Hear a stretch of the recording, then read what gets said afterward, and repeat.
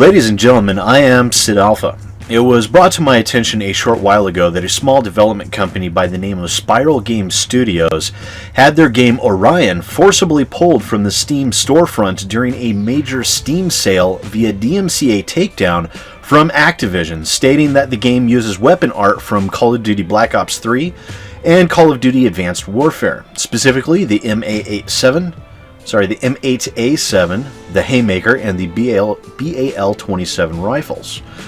Now, the developer, David James, has posted this on the game's news page.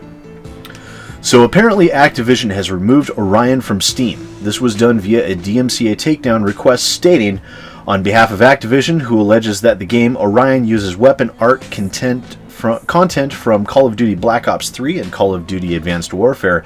The weapon art in question includes the M8A7 rifle, the Haymaker rifle, and the BAL-27 rifle.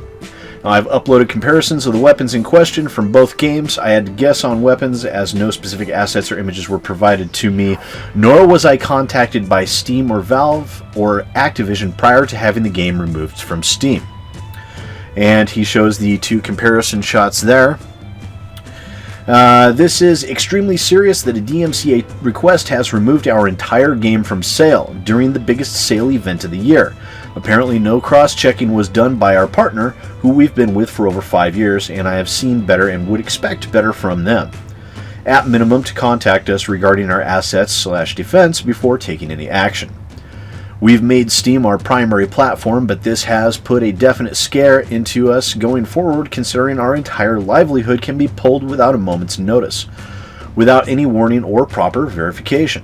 I cannot even confirm that the representative from Activision is a real person, as absolutely no results pop up in any of my searches.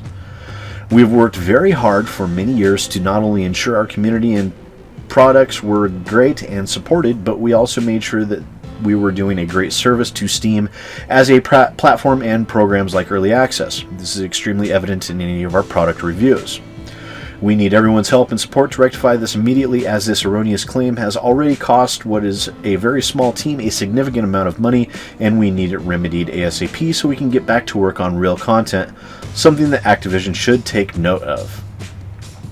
And with the following hashtags: hashtag Orion needs you, hashtag look who's scared, hashtag Steam what the fuck.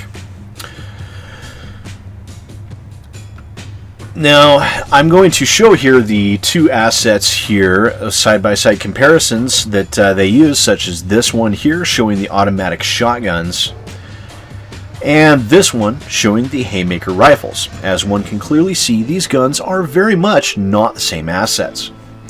Now, apparently the takedown was done without notifying the developers in any way. This would be a major blow to a game's developer, having their game removed during one of the few major Steam sale events of the year, and it is that circumstance alone that would provide a very clear motive for their doing so.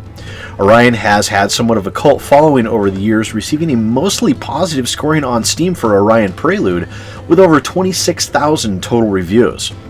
Now, I've even discussed Orion on my channel not once, but twice, with Guardian vs. Citizen, the FPS contest begins, and Guardian vs. Citizen 2, Orion's Origins, in which I discussed potential shady business practices of the developers, and they're apparently re-releasing a slightly modified version of the game as an entirely new property. Now, I find what Activision's done absolutely appalling and fucking abhorrent as hell, as it comes across very much like they were attempting to remove potential competition during the Steam sale to make room for their Call of Duty titles. And yes, while I do understand that games companies have to protect their IP very carefully, this strikes very similar to what Sony did in recent years with Shining Force videos on YouTube, issuing DMCA takedowns of any video that even mentioned the game so as to increase search rankings for a new game.